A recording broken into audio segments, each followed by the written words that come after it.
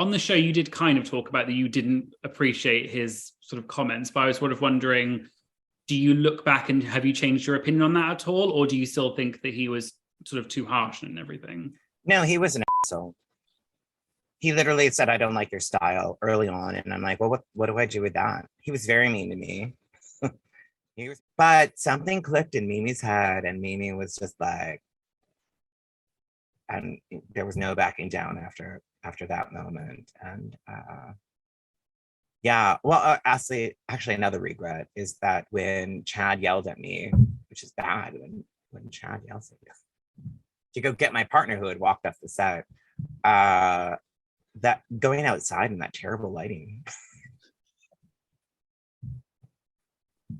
Because at that point I was like, oh, well, we're going home. Like, there's no doubt about it in my mind now. This has been too difficult. She walked off set.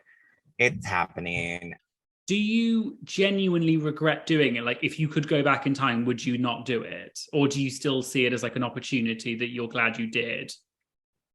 Hello, everyone, and welcome back for some more freshly brewed drag tea. Today, I have with me a fabulous Drag Race legend whose campy and endearing personality made us fall in love with her when she competed on Season 2, All-Stars 1 and All-Stars 6 of RuPaul's Drag Race.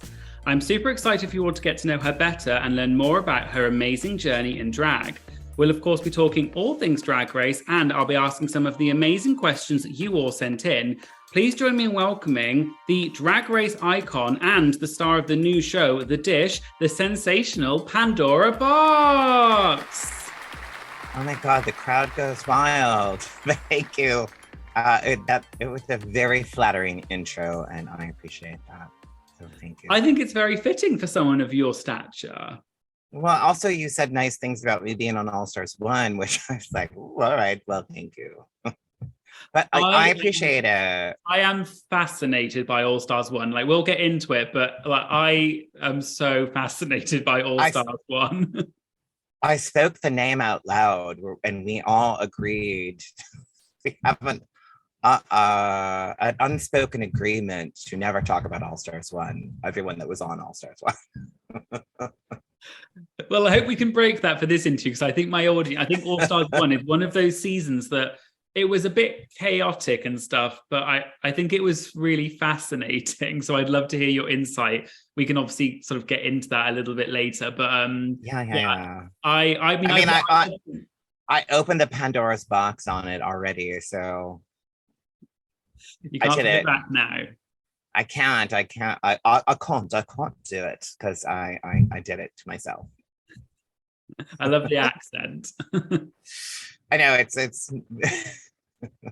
I absolutely love the British accent, and I could be sometimes good, sometimes real bad. So I won't do it anymore. We've seen some good ones and we've seen some bad ones on Drag Race, so yeah. I did a UK one of the Battle of the Seasons tour, and I thought it would be a good idea to do Bubble from Amfab, and it was terrible because I love the show, I love her. I just was not getting the accent, and it's also like, don't ever do a character, I guess. And like, I just feel myself bombing. Like, fuck. Just stop. It's hard. That was like me. I just run off the stage right now and leave. And well, no, I think I can only imagine that you sold it, because we all love your like campiness. You're always so fun and everything, and I think you've shown that over the 3 seasons we've seen of you, and obviously your career in general. No, it was terrible.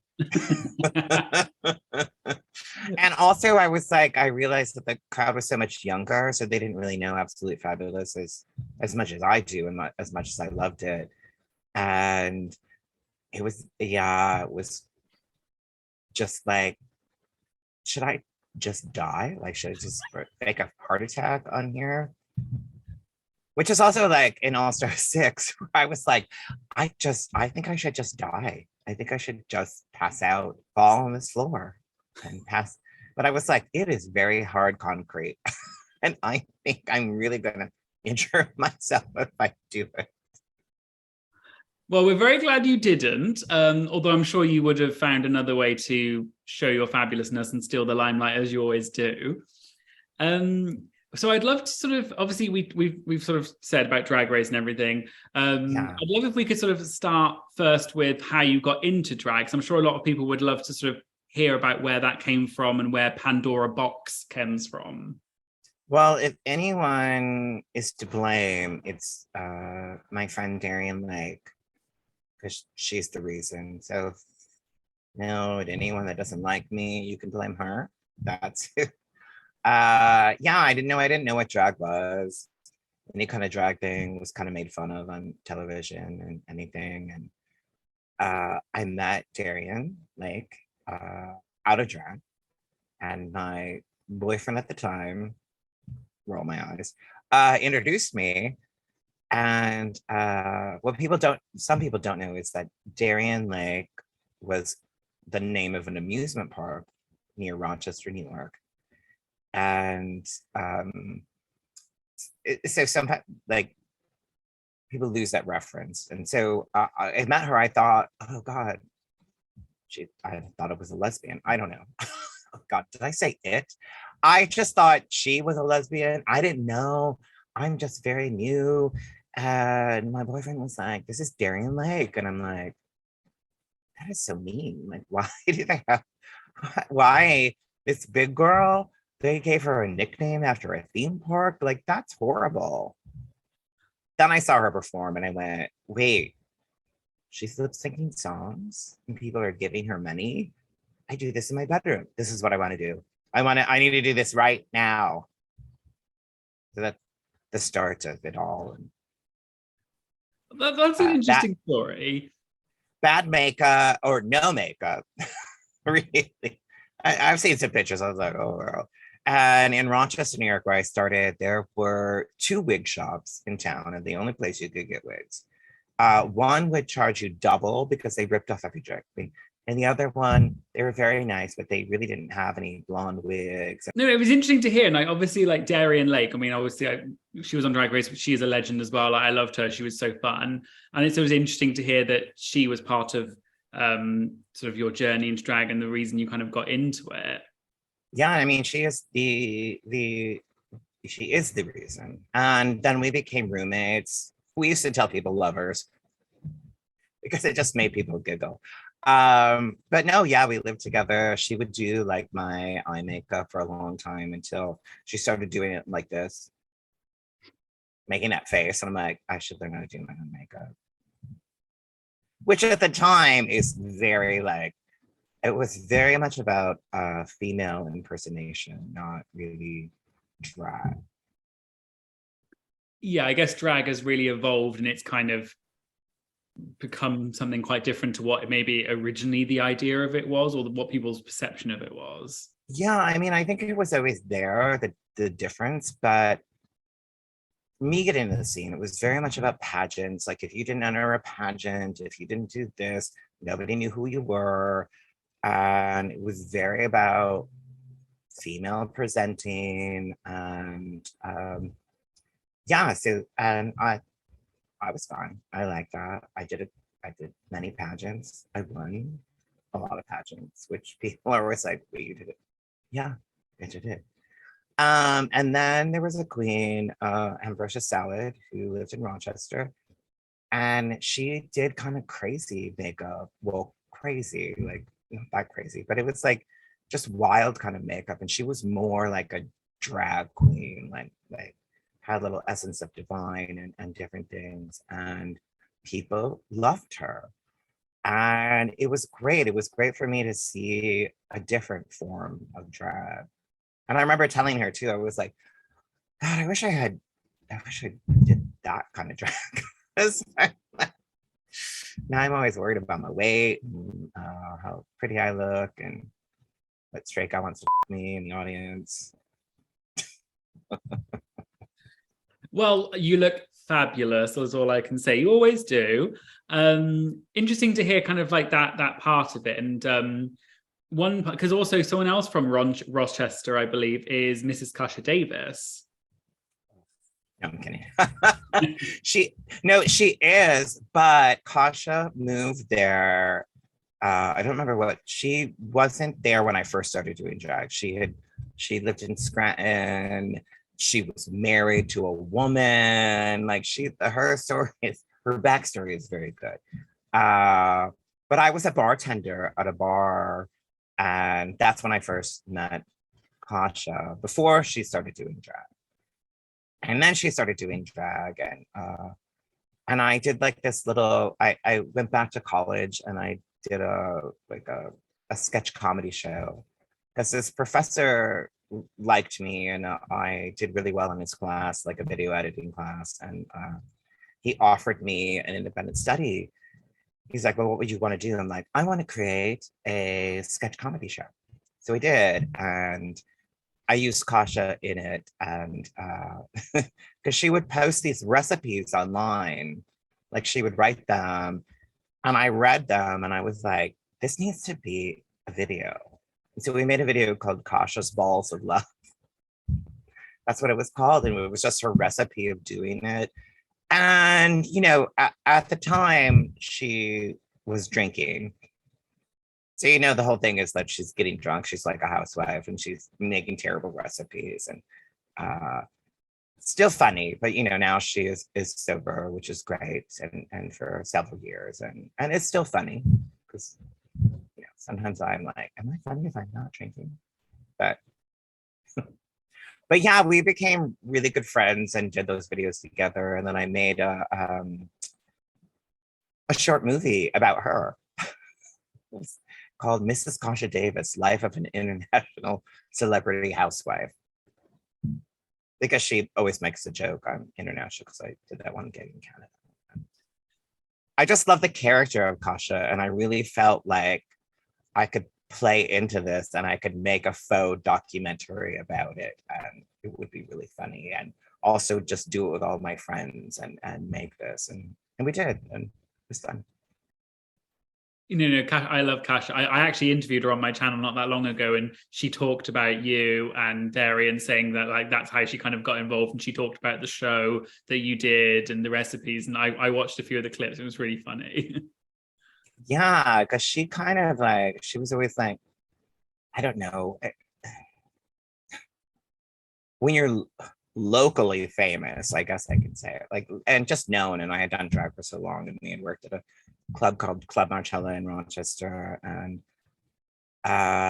it was the first time in Rochester where there was a set cast. They did a lot of advertising. We got a lot of like heterosexuals in there because we knew that they would be more amazed by it and really like love it. And so we did it, and on a Sunday night we would get like 500, like 600 or more people. There would be lines out the door to come see the show because it's Rochester. They didn't know what it was. They were like, this is amazing, we want to come, everybody's having a good time. Our faces were on like a billboard outside the club, and so yeah, it was fun. And when Kasha moved there, that's what she saw, and she's like, oh yeah, I want to do that. No, it's a really cool story, and I really like all of you. I think you all have this like campy, funny, old, like kind of like old school. I don't mean old, but just old school style of drag. Like that's my side. I love that. Bye. No, I'm kidding. No, you're not old. You look amazing. I am old, but it's fine. No, I think it's a great testament to the drag in Rochester, New York, that there are 3 drag queens that were on RuPaul's Drag Race who are from Rochester, New York. Like this small little like city in Western New York. Like there's 3 drag queens that are on it. So 3 legendary drag queens. Well, I don't. Yes, you said it. I didn't want to say it. Well, speaking of Drag Race, I mean, one of the things, obviously, I think my audience will probably best know you from Drag Race. And obviously, you appeared on 3 seasons, the first being season 2. So I was wondering if you could sort of tell us a bit about how you got involved with Drag Race, because obviously you were on the second season, so at the time the show wasn't like really that big, as big as it is now. So I'm kind of interested to hear how that kind of came about.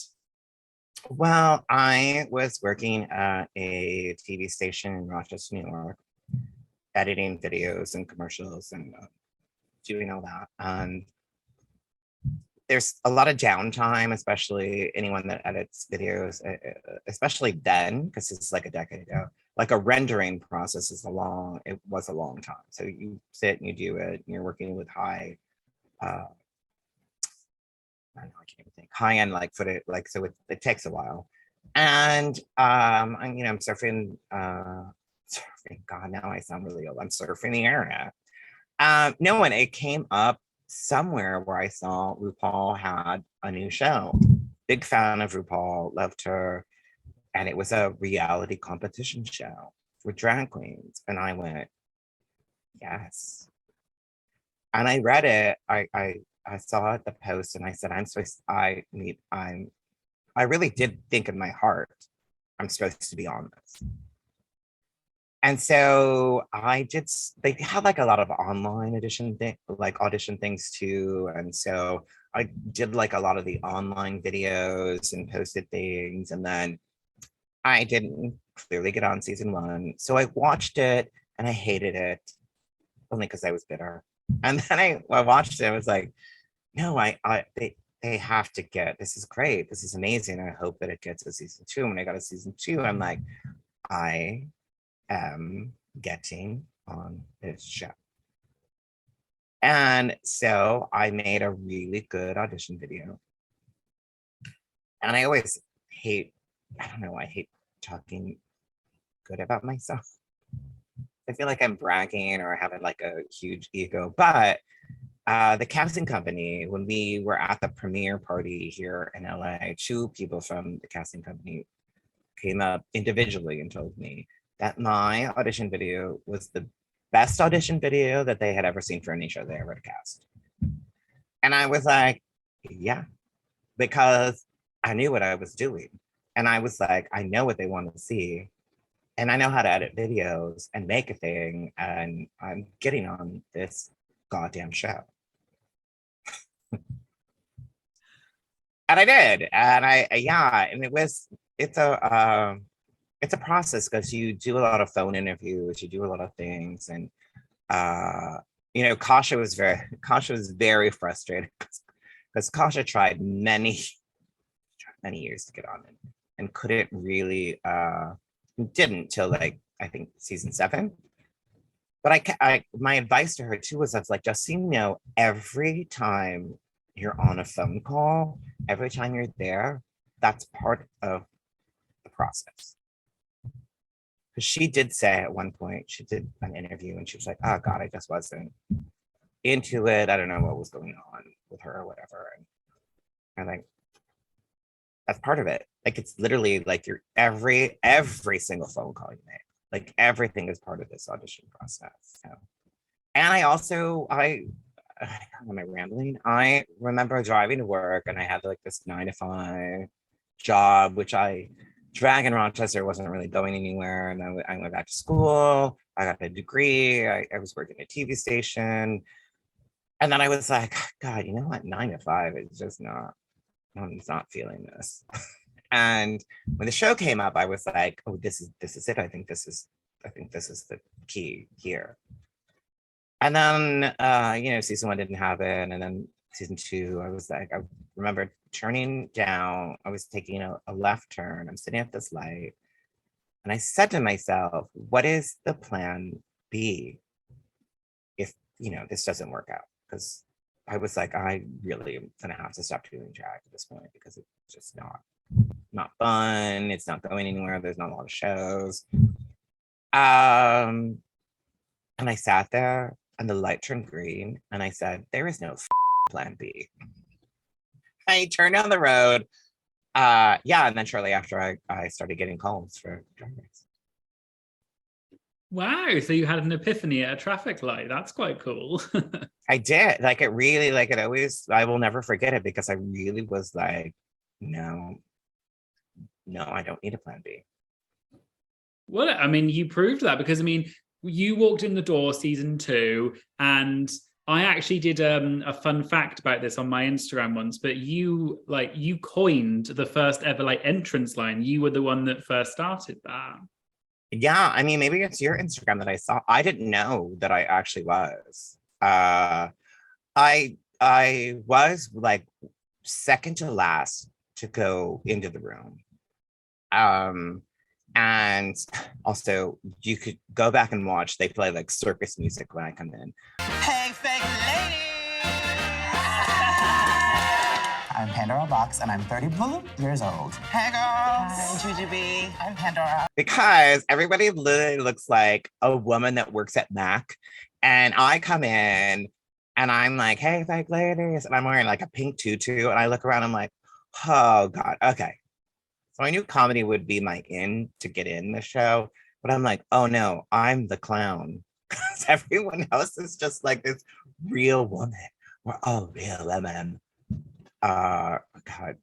Yeah, and I was like, all right, it's fine. It's very female impersonator this time. Because season 1 had such an interesting mixture of queens. Season 2, everybody was very female impersonator. Like everyone looked like a woman, and which was intentional because they knew that that was the way to get the mainstream audience. If they looked like women, it's kind of like, it goes back to old Maury Povich shows where like, that's a man, Maury. I don't know if you know Maury, like it's very old 90s, but it's kind of like that. They wanted to reach a broader audience and they knew that that was the way to do it. And then the person that went after me walked in and went, hi. And I went, well, I'm glad I said, because I wasn't going to say it. I don't know. I was just like, I was really thinking, I'm like, should I say it? Should not? They said to walk in and make a big entrance. And I had a show in Rochester for a while called Fake Ladies Live, which to me was the funniest. Like I loved that name. Like it was just kind of fun, which is why I said, hey, fake ladies. Yeah, I mean, it was cool and it made you memorable. And like you said, they did kind of, I guess, paint you as like the comedy queen or clown, however you want to call it. But I think you lived up to like the comedy reputation. And lots of people in the questions for you, my subscribers, kind of said that you paved the way for other comedy queens. You were probably the first real comedy queen to be on the show, because obviously in season 1, there were some funny queens, but not necessarily like full comedy in that sense. Whereas you were very much like funny, very charismatic. And then I think your Snatch Game proved that you really had the chops to do that. I mean, I still lost that challenge, which even on All Star 6, I don't even know if that actually was shown. But RuPaul said to me, well, you won the first Snatch Game ever. And I went, no, I did not, RuPaul. She was like, what? I was like, I didn't win the first. Well, you basically won. Like everyone thinks you won, so you won. And I was like, no, you chose the winner. I did not win that challenge. But it was crazy that even RuPaul thought I won the challenge on her own show. Well, one of the subscriber questions I was actually going to ask you later, but I'll ask you it now. Someone said basically like, you know, the Mandela effect, it's called. They said like, what's your thoughts on the Mandela effect that everyone thinks that you won Snatch Game season 2 when you didn't, because it was Tatiana that won with Britney Spears. But like, what did it feel like?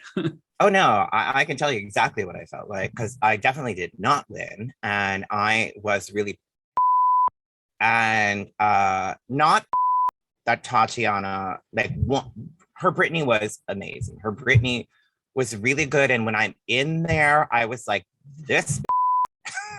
And also her and I were really like, we were close. Like at this point, we could hang out at the hotel room. She'd always be like, let's go to the bar. I was like, or we have to be on set at like 8. I'm like, you're like 21 and I'm not. And she'd get a Long Island and I'd hang out and get a drink. And we were really close on the show. And but competition, and she was being really, really funny. And I'm like, this is it. She's the one. She's the one that I'm competing with right now. This is where it's happening. But the only reason I was is because the week before they had told me you didn't win because of your runway. Basically, that's what they told me. Like they loved me in the country challenge and the commercial. They didn't really like my runway, so I didn't win that challenge. So the next week, cut to doing, or the next day because it's not weeks, but we're doing the Snatch Game, and I don't know if anyone else, but maybe me and Raven, maybe Morgan knew what. No, she wasn't even there. Never mind. Or was she there? I don't know. Most people didn't even know what this Snatch Game actually was, and I was like, "Oh, I know what this is." I didn't bring anything Carole Channing. I had made these stupid little skits for that public access TV show I did, and I didn't bring anything because I'm like, I'm not gonna really do Carole Channing. But there's PAs that were working on the set, and they were like, you should do Carole Channing because everyone really loves it. We've seen those, like everyone, you should do it. I was like, all right, how do I do it? And the promo wig that I wore, like in all the whole black, where I was trying to be Michelle Pfeiffer and Cool Rider, and it's that wig. I ripped out the black pieces in it and I teased it up. And I'm not really great at doing wigs, but I got it. I made a dress. I was like, okay, I'm gonna do Carole, and did Carole. They loved it. So many people in that first Snatch Game were really terrible, and yeah, and I was not. And also, when I was being funny, everyone stepped their pussy up. Like everyone started to really focus because I was like, no, I know what I'm doing. Except though, my first answer, I said like turkey legs or something. And I was like, no, just do not answer any of these questions remotely right. Just think of the most random things you can think of. And that's the key. That is the key. And then I wore this dress, and Merle was like, oh, where have you been hiding this? Like, just raved about it. And I think another person, I never will want to say his name out loud, I think he even liked the outfit. They loved my outfit. They loved my Snatch Game. And then I didn't win, even though the week before I was told if I had a better runway, I would have won. And they also hated Tatiana's runway, ripped her apart for it, thought it looked cheap or whatever they said. And so that's why I was mad, because I was literally sold a lie. Not mad, but also it was always like, I don't really want to go, oh, I should have won, because I love Tatiana and she did do a great job. And I don't ever want to take anybody's win away from them. But yeah, it was a little hypocritical. Well, I guess in the end of the day, if people think that you won, then maybe that's kind of, the ultimate. Yeah, but you know what? You won the war. Yes, sorry, I didn't mean to interrupt you. But what the funny thing is that I don't know, there's always these like drag facts or these accounts coming up about drag facts and all this. Somebody wrote Pandora Boxx, whatever, how many times it was in, it never won a maxi challenge. Like that was just my tagline. And I went, so I wrote, I was like, from now on, my name shall be Pandora, in quotes, never won a maxi challenge, Boxx. It is crazy that you didn't win that, because I mean, that Carole Channing, like, even if you don't really know much about Carole Channing, like you just have to know that she's this like kooky older lady or whatever. But like the bit where you were like raspberries, like that just lives in my head forever. Like it's just, you were so out of it, like in character. It was so good. Like I think that lives up to this day. Even we've had so many Snatch Games. You could take that and put it in any Snatch Game and it would still be high. I mean, I can't. Yeah, I'm like, the amount of times I've had to say that. When people meet me and they're like, can you say that? I'm like, no. Yeah, but it does make me think of a I I did a Kickstarter for an album. It got funded. I've been working slowly on it. There is a song on it called Raspberries. Well, you've got to go with what you know your brand, I suppose, and what you're known for. Well, I didn't want to, but I kind of was like, I feel like people will respond well, and it's funny. I'm working with this producer, and I gave him the idea, and he sent it back, and I'm like, okay, this is actually this is good. This will pay homage to it. It'll be good, and I kind of like I don't know. Also, it's like when you're working on something, you don't know what's going to go in there. But that one's so good. I think it will definitely make it on there. Oh no, it was a great moment, and I think, I mean, you had like a really interesting run on season 2, and one of the things you kind of touched on it a little bit earlier. One of the things I actually wanted to ask you about season 2, because it was such an interesting season, but at the reunion, the guy who you did not want to name, Santino, sort of, he had criticized you quite heavily for your looks throughout, and then he said he really liked your look at the reunion, which was really cool. I just sort of wondered, on the show, you did kind of talk about that you didn't appreciate his sort of comments, but I was sort of wondering, do you look back and have you changed your opinion on that at all? Or do you still think that he was sort of too harsh and everything? No, he was an asshole. He literally said, I don't like your style early on. And I'm like, well, what do I do with that? He was very mean to me. He was mean to me on All Stars 1. He also did this interview with I don't remember when it came out. And went on like a couple pages rant about why they could absolutely not let me win, how bad my style was. And so after I read that, I went, okay, there is like, doing it for the camera. And I saw him at one of the premiere parties. It's like, well, you know why? Like, it's like, I'm like, sure. And yeah, but it was this article that I read that I really was like, he laid into me. And I'm like, okay. Then he blocked me on Twitter at one point. Then didn't. But now he's kind of like a little crazy. So yeah, yeah, he was terrible. He made me feel horrible and did not relent. Maybe said a couple nice things, but yeah, I'm glad he's not a judge anymore. Well, no, I mean, it's interesting to hear, because like we did see a little bit of that in the reunion, but it's interesting sort of to hear, because obviously I'm sure there are some things about season 2 that maybe you've changed your opinion slightly on now compared to when you were in the moment back then. But I did think, yeah, looking at it, I thought he was always quite harsh about your style, especially because I think maybe compared to nowadays, like the runways have like elevated a lot. But I'm like, well, you were doing just as well as everyone else and they weren't getting criticized. Well, here's the thing. Like there was like someone that wore like a literally cheap spandex dress with a couple gold chains put on it, and they were raving about it, and it looked cheap. And they were ripping me apart. I mean, it's also at a time where you could not get a lace front wig, like unless you're spending thousands of dollars.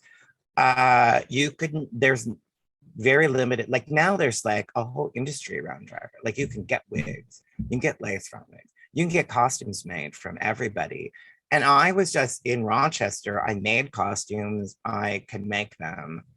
I think actually that was my mistake of saying that I can sew because I'm not a seamstress. I can get an outfit done, but I'm not like, amazing at it. And I think that was held again. I don't know. They were trying to find something. I will just say that when I was doing RuPaul's Drag U, I did 3 seasons of that. When we were first shooting RuPaul's Drag Race season 1, it was when season 2 of Drag Race was playing. So in my head, I'm like, well, I'm on another show. I don't care. And when I got the call to be on the show, they're like, we want you to come and help style women. And I literally laughed at them. It's like the queen that you literally ripped apart for everything and fashion wise is you want helps all women. Yeah, I'm there. Fine. I'm good. Sign up. But when I got eliminated and I was on the set of, Backstage shooting Drag You, and someone affiliated with Drag Race, very high up, I was like, oh, I'm getting so much hate mail from your elimination. And I went, good. And he looked at me, he said, well, it worked. And I went, so how do I say it? There's a certain position in Drag Race where people get eliminated around the same place that they've set up for everyone to really like. And then they go, bye. Yeah. That was me saying things without really saying them, right? Like I'm trying to be a little coy. I know, but I'm sorry, but fans watch the show and they know, they get it. There is a position, and then that queen usually wins Miss Congeniality, which I was very excited. Like that did mean a lot to me because the fans really like revolted, and Entertainment Weekly put me in their magazine on their bullseye chart and said, in our hearts, you won Drag Race. And so it was like this, because I will tell you, when I left, I thought I had killed my drag career. Like I was like, oh God, I'm done. Because I'd gotten so much negative criticism, and I just was feeling like I think I ruined it. Like I think like I am gonna look terrible. And then all the amazing fans were like supportive, and Entertainment Weekly said Pandora Boxx is the Susan Lucci of Drag Race, which actually was my line because I said it to RuPaul. I said, I feel like I'm the Susan Lucci of Drag Race. And then when I'm on the runway, she says, Pandora Boxx, you're the Susan Lucci of Drag Race. I'm like, oh my God. I just took my line. So no, it was amazing. And I feel like it really, in hindsight, it gave me a good group of people that have supported me for, I'm gonna have to say it out loud, like 12 years now, because it aired in 2010. We shot it in 2009. It's crazy that it's been so long, but I mean, yeah, I didn't realize at the time that I was the underdog. I was cast as the underdog. No, you were like but I can see why you were so beloved, and like I think it's interesting what you said about that Drag Race kind of it's a TV show at the end of the day. They want to build people up to a point, and then they might chuck them out of the competition because they know it's going to get people riled up and watch the show and have an opinion. And you were that. Yeah. And one of the things I guess that helped also was, so for spinning on a bit to All Stars 1, which we kind of talked about a little bit earlier, which I am fascinated by. They did it, they cast it by effectively like fan vote. And if I'm not mistaken, you were really high up. Maybe you were second on the list in terms of the fan votes, I believe. Well, all right, if we want the real tea on it all, because this is a show, right?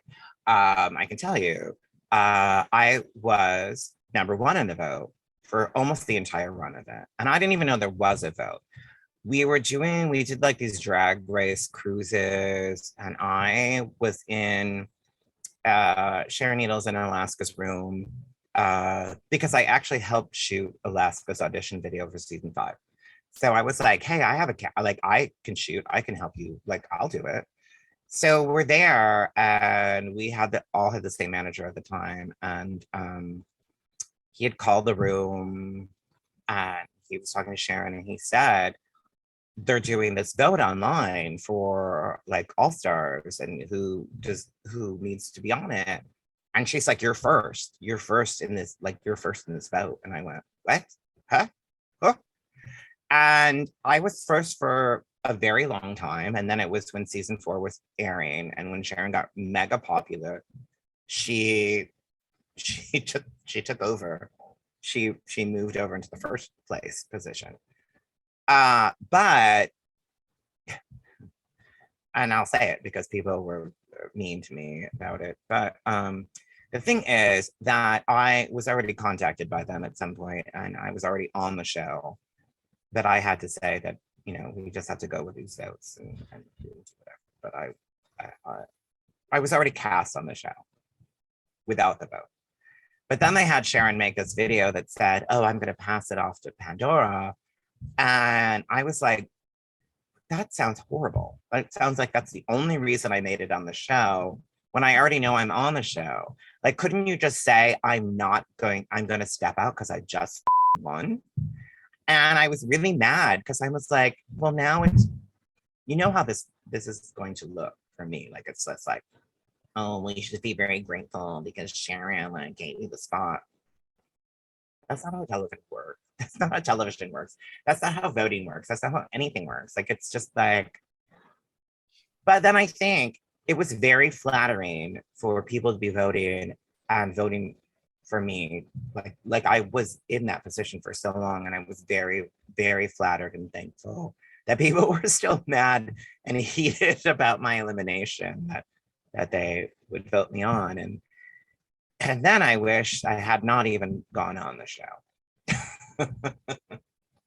Well, I mean, like you said, I wasn't surprised when you got cast on All Stars 1, because I think you were really memorable in your season, and you were really like the Snatch Game, I think, helped a lot, but also you were really funny and you were very likable, I thought.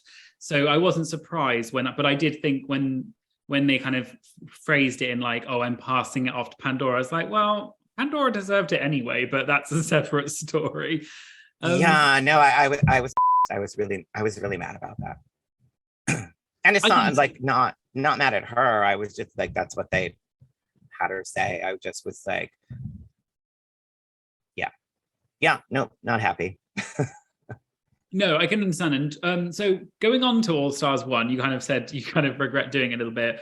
I actually wanted to ask about this because I feel like All Stars 1 has a really weird reputation among fans, because I think a lot of people hate it because of the pairs and the teams or whatever you call it, but they liked the actual cast. Like, I thought it was an incredible cast. Everyone was really talented, like so much drama, so much like intrigue, but the teams was a weird thing. What was your thoughts on that? Because obviously you were paired with Mimi. I mean, 100%, it was an amazing cast. I mean, Mimi was a bit of a shocker, but they needed somebody to go on the cast that was a surprise, like, oh, a wild card, I guess. I had worked with Mimi before. I'm good. She's a little much, but like, I was like, it wasn't her. Like, I'm not, it was just, when it came down to being pairs, I was like, okay, she was like 11th place or something, had a really controversial exit. They clearly never let me win a maxi challenge. Am I coming back as an underdog? Because I didn't want to, I was like, I'm not coming back as an underdog. I'm coming back as somebody that the fans really liked and really wanted me here. And when we got paired together, it was just that. It just was crushing, because I was like, we're the underdog team. We're the team that is, we're gonna have to really fight for it. And Mimi is not always the easiest person to work with, but I felt like we can do this. We got it. And we had known each other before. Like, we had worked together. So I was like, I can get it. It was more the underdog thing, where I felt like we weren't going to get a fair chance. I also knew there was only 6 episodes. So I was like, as soon as all these queens walked out, I was like, some shit's going down and I don't know what's happening, but something's going down. I will say that when I did All Star 6, RuPaul said to me, we will never do teams again. And I think I realized them, because I don't think that it really, it was unfair for us to get all like 18, 17 outfits together, spend this money. And then they didn't even use most of those outfits because it's all team and all pairing. And it was clearly, you watch it, my spirit and I was done. Like, I literally was like, And I wanted to leave. Like I literally was like, I'm going to, when we went back to the hotel that night, I was like, I'm gonna go home. I'm gonna go. I just don't feel like this is fair. And again, the biggest thing with Mimi was just her controversial exit and that it wasn't that I didn't think we could work together. It was more that like I felt like we were at an unfair advantage from the beginning. She was trying to do my makeup and just was not listening. And so I took makeup and I went into the bathroom and put some on in the stall because I didn't know where the cameras were. If they had, I don't know if they were watching, because there was a rule about you had to do each other's makeup. And I'm in the toilet dispenser, in looking at it because it's silver, trying to like fix my lips and do things because she did a really bad job, with my makeup. When I walked by Chad and Chanel, they went like this. So it was bad. And then unfortunately, that's when RuPaul came over and talked to us. And I said the one thing I really do, I regret saying. I regret my mood at that point for sure. And I said, I'm glutton for punishment. And I was like, I do, because I didn't think about how that would make Mimi feel. And then, but we did talk about it. Also, I've never really fully watched it except when we had the premiere party and I got drunk. We had little like handlers that were around us, and every time I said something bitchy, I was like, I need a shot. So clearly I was drunk. But yeah, I was just like, this is a lot. This is yeah, no, there's a couple, I regret that, and I regret saying if I was alone, I would have won. Because I was also very heated and mad, and they were coaxing me to say it, and I said it. And yeah, in hindsight, it's like I just I'm so because I was just so mad. I was mad about a lot of the things. And I guess my biggest regret though is in that now iconic fight in Untucked, which somebody just recreated on TikTok, but using like cartoon voices like Mickey Mouse and all this. And I was watching it and I was like, this is really, I was like, what is he doing? I feel like I know it. And I'm like, oh my God, you're recreating that scene. And I wish I had said something. Because I didn't say anything in that moment. I'm like, I wish I would have like jumped in and said something during that like moment. So, I could be in these memes and recreations. I mean, that moment in Untucked, like I was going to ask about that because it obviously is probably the iconic moment from All Stars 1. What was that like then? Obviously, because it was like they call it Mimi versus everyone. That's like what people call it. What was it like being there and sort of, I guess, because she was your teammate, did you feel sort of slightly responsible in any way? No, absolutely not. Because it had nothing to do with me. But it was awkward and it was tense. And you have to also remember that there's producers around you saying and coaxing you and encouraging things. And I guess the one thing I wish I would have just maybe sat next to Mimi or just said, don't go there. Because they brought up the thing, but Alexis really gave her an out. Like Alexis really said, all right, it's good. Like I don't know it by heart or I know there that Alexis was kind of over it. Like it didn't really matter. She brought it up.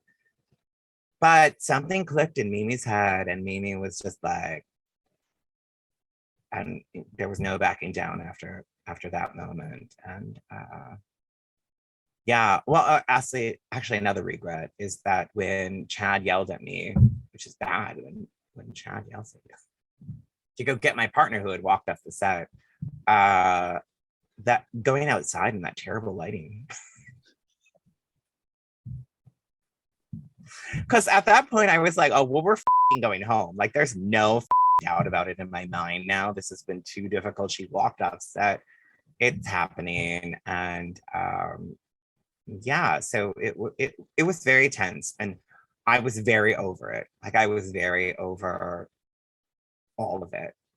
Because I went out on stage and that judge that I don't like to say his name ripped me apart again. And I'm standing there and I'm like, why the am I subjecting myself to this?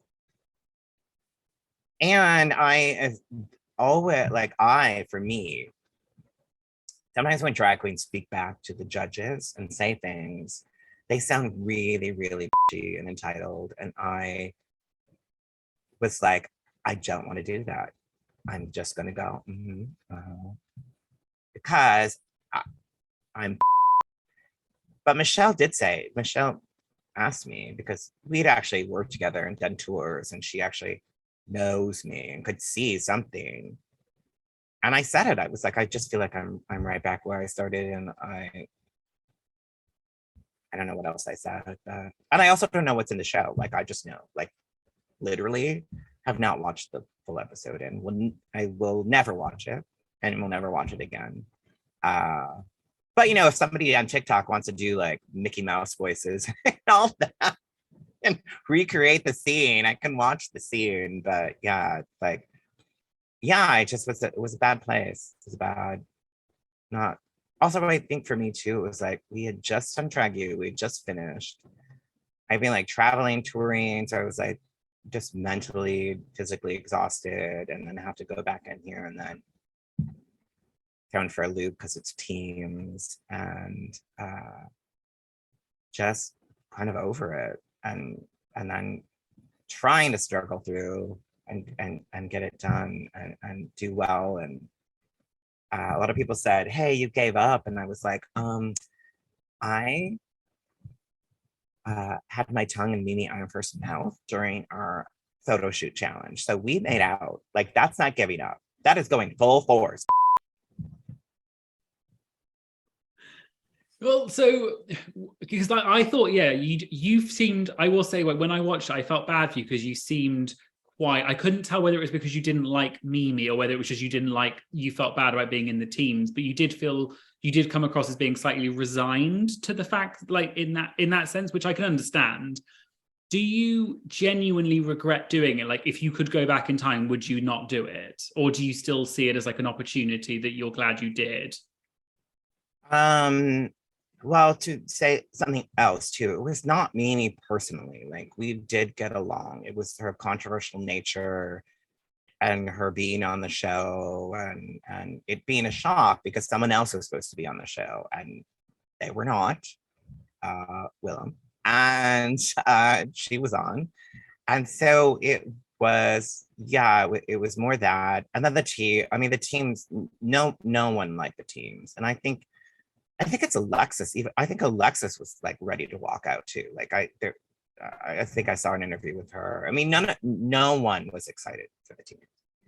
Also, it was just like, they were friends. They were really, like, everybody knew Raven and Jujubee were going to pick each other. Like, that's just going to happen. So it's kind of like, it was that. I don't know. I don't know. I don't know if I totally regret it, because I don't know if it's always with things like this, if you say no, are they going to ever ask you again? So it was kind of like that. It was just like, I was excited. I have to do it. I have to go. I have to do it. So yeah. And then, so I think it just was, I really loved all the queens on the show, and it's a common shared horrible experience. And like, redoing All Stars, I don't think if I had done All Stars 1, maybe they wouldn't have had me back. And it's always that. So I got a lot of hate for sure from it, and still sometimes do, randomly, like, you were I've been sent that many times about All Stars 1, and I'm like, Nice to meet you too. Thank you. So yeah, I don't know. I it happened. It's good. I moved on. I wrote this whole article about it, about my experience and what I was feeling, and yeah, so it's good. Don't always love to talk about it, but we're good. I did bring up All Stars 1. I did do this show. I just did this. I am doing a new one-woman show called The Box That Rocks. Uh, and I just did it in Arlington Heights, Illinois. And we did a little meet and greet before it. It was very awkward. Like it was awkward because we're just standing in a circle in fluorescent lighting. I'm like, wow, this is great. And I was like, what do we do? I don't know, I'll take pictures, whatever. And one of the girls, her name was Heidi, and she's like, I want to know how you felt about being paired with Mimi Imhurst on All Stars 1. And I went, is this how we're starting this entire night? Like, you're going to come for me right now with that? But she actually was lovely. She was in the front row, and I kept making jokes about her, and she really had a good time. And I was just like, how do you think I felt? You did not see it on my face. My face shows everything. You know how I felt. No, I thought it was. I see All Stars 1. Like, yeah, the teams thing was stupid, but I can, like. I see it for what it was. It was just like a fun show. They didn't quite know what they were doing. It was the first All Stars, and it still gave all of the people a moment to shine. I think it definitely kept your name at least a bit fresher than if you hadn't been on. Maybe people wouldn't have remembered as much, apart from the Snatch Game. But one thing, yeah. I mean, that's it too. Sorry. It is that. It's like keeping your name fresh and actually genuinely being excited that they asked me to do the first ever All Stars. Like I think that's why I was more disappointed when it just felt like it was crashing in, where it's just like, it was kind of like a test run. They didn't have that many episodes. They were like, we need to put as many queens in here as possible. And as RuPaul told me, they will never do teams again. No, like I said, I actually quite enjoyed it in a sort of weird way. But yeah, I guess for you, I can see why it was maybe slightly awkward being there and watching it back. Obviously, then spinning on again, you get onto All Stars 6. One thing I actually am really interested in is I feel like All Stars 1 and season 2 was very much in the early days of Drag Race. And then season 6 is basically the most recent normal All Stars, not all winners. Did you see quite a big difference in the way that production was handling things and the whole experience between being on season 2 and All Stars 1 and then going on All Stars 6? I mean, I guess the basics are the same. It's much more streamlined. Like, it's a machine. They know what they're doing. The biggest thing about All Star 6 is that, which I don't know if people actually know. I mean, some of these people know when we're shooting. We had to make sure that no one saw us when we were leaving the studio. Somebody figured out what hotel we were staying at some point. I think that we shot it during the pandemic. Like, we shot it in 2020, and there was no vaccine. We had to do all these COVID rule things. We had one bubble. Like, we had people that were allowed to touch us. It sounds weird, but we had some PAs that were allowed to touch us, which means like could zip us, and they were in our immediate bubble. And there was an outside group of PAs that were not allowed to touch us, but could be around us. And it was so weird. And it was also at a point where I had not been working for 7 months or more, or whatever time we started shooting, because there were no jobs. Like, drag queen had been declared a useless job because there's nothing. I got to do a couple digital shows, but it was also, I'm just like, maybe I should practice walking in heels, since I have not in months. So for me, that was the biggest difference. Just being I was still in a weird mental state when we did All Star 6. It was just like, it's a pandemic, and I'm back on this show that I have not been back on in over a decade. And some of the queens were like, they were just like, yep, we're in it. Here's this. We're going to be loud. We're going to be this. And I'm just like, I, mm, yeah, I'm not there. I'm happy to be back. I'm excited, but it's also just like, this is a little overwhelming for me. I think because of the pandemic, because of not working or really being around people, and to be back in a situation that the last time was not great. No, I can totally see that. It must have been really, I think that you did, I kind of felt that slightly when you came back. I did feel a bit like you were slightly unsure of yourself. And I kind of was like, oh no, like you're so good. Like I was rooting for you, but I could see that you sort of was, in my opinion, you came across as being like a tiny bit unsure almost, maybe. And the only thing that really, really me off about that whole entrance is fucking Jiggly Caliente, who had to make a snarky remark. And yeah, I was. Elsa got old. They put that in. I was that it was like, I came in looking actually really good, but they still had to get a dig in on me. So after I saw that, I was like, I don't even want to watch the show. But also at the end of that episode, like, I don't know when it happened in the episode, they were like, Pandora Boxx, can you come to the stage? And I'm like, oh my God, am I getting fired? What should I do?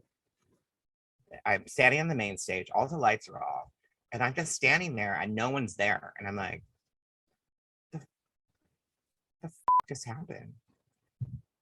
Then she comes out from the curtains, puts on her big heels, comes up to the stage because Kathy Griffin wanted a picture with me. So, and that never happens. You really aren't really around the judges that much. We took the picture and I was like, oh my God, I still lost this challenge though. You know, I need a career boost. And it was just a lot like mentally going on for me behind the scenes. And I was definitely going to leave. I did not talk to the producers, but I several times was ready later on in the show.